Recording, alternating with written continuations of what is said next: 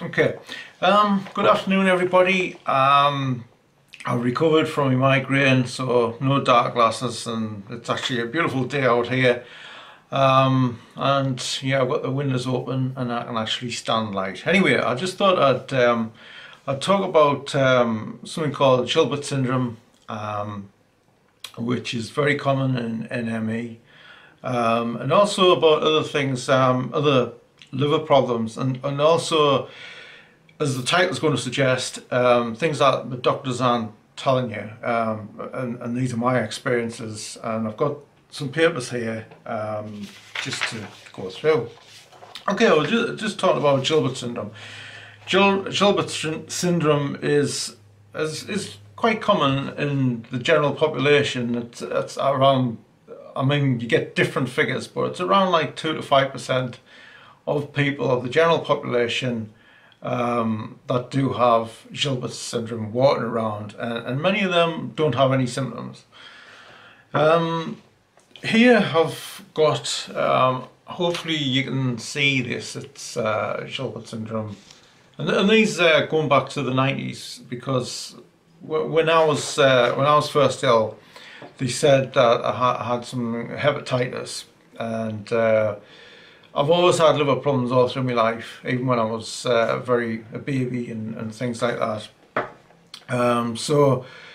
But they just dismissed it really, and haven't really given us a great explanation of what's going on. But they say, oh, you got your enzymes to Gilbert syndrome, and just get on with it. It doesn't cause any symptoms, Okay, so this was by somebody called Dr. Cleary and Dr. White, and now many of you know about Dr. White, but this one's called Vasellini White, I think. This is from the British Library. I got these years ago before the internet kicked off, so these I've kept. Okay, and basically what it's saying is Gilbert syndrome and chronic fatigue syndrome, it's 16% was what they came out with. And it's usually found more in men than women, but in CFS it is common in women as well. Okay, and it does go on about some women in here. I'm not going to go through and bore you to death on this.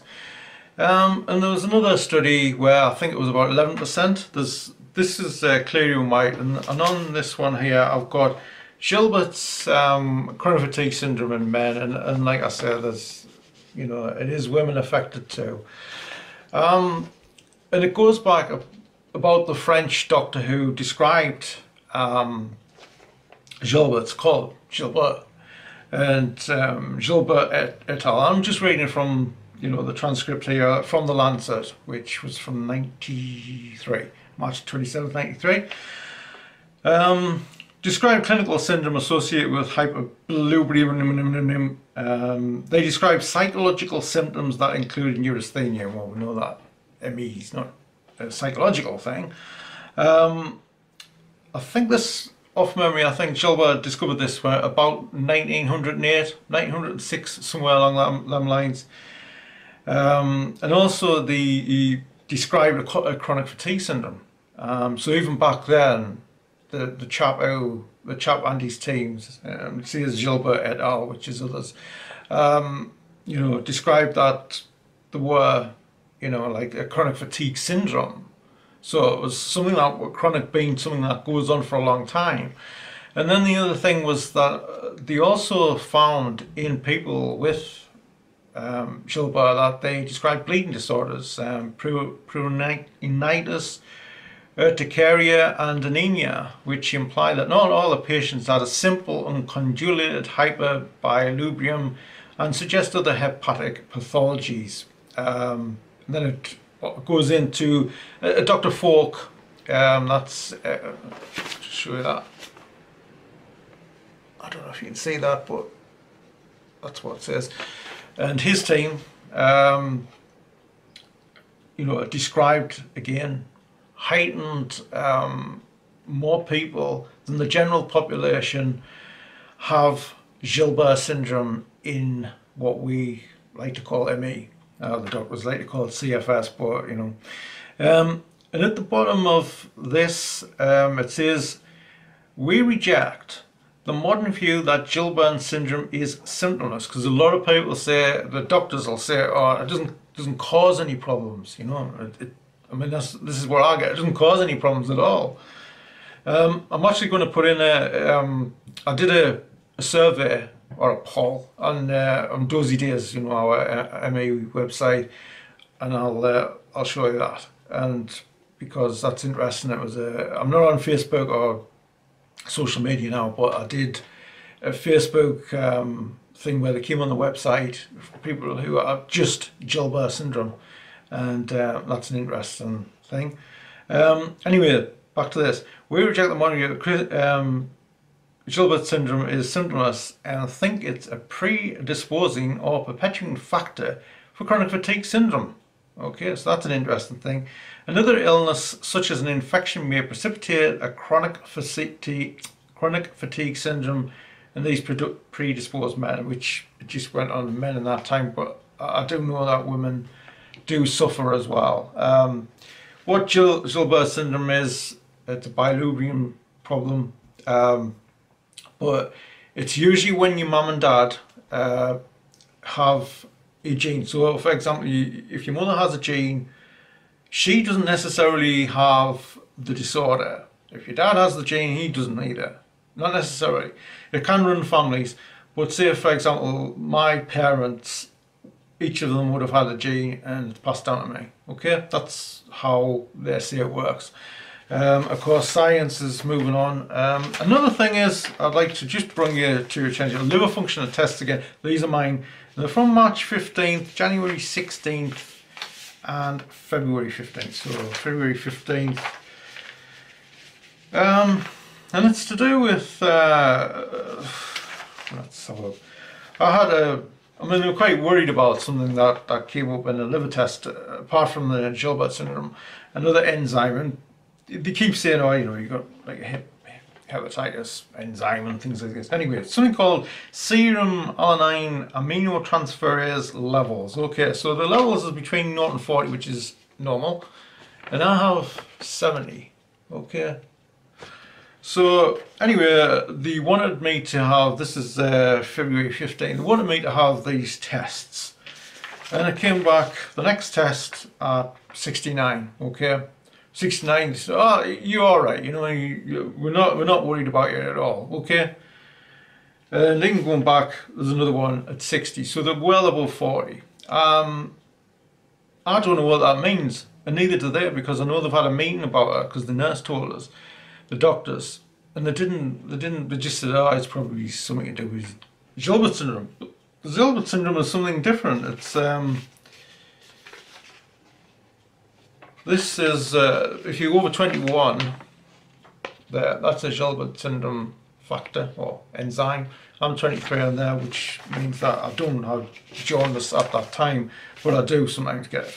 Okay, so still, that's up in the air. And if I didn't ask for these papers, you know, I wouldn't know anything else.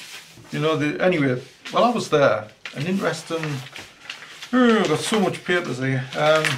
When I was there, the nurse said, are you still taking your vitamin D supplements? So I never heard anything about vitamin D. Nobody's told us I had to take vitamin D. This is from 2005, okay. What, you know, I'd advise is, get printouts from your thing. Your you know, like sort of your health history. Okay, as you'll see on here, vitamin D2 level are non-detected. Absolutely non-detected. And they never told us. And the first time, that was from 2005. And the first I knew was when I went round, I think it was last year or the year before. Last year. And as she was saying, she was just going through the nurse and she was saying, have you, are you still taking them? Never ever been prescribed or anything like that. And so she did a blood test. She did a blood test and it had to be sent down to Sheffield for some reason, this vitamin D test. Couldn't do it in the local hospital for whatever reason anyway. And anyway, it got lost.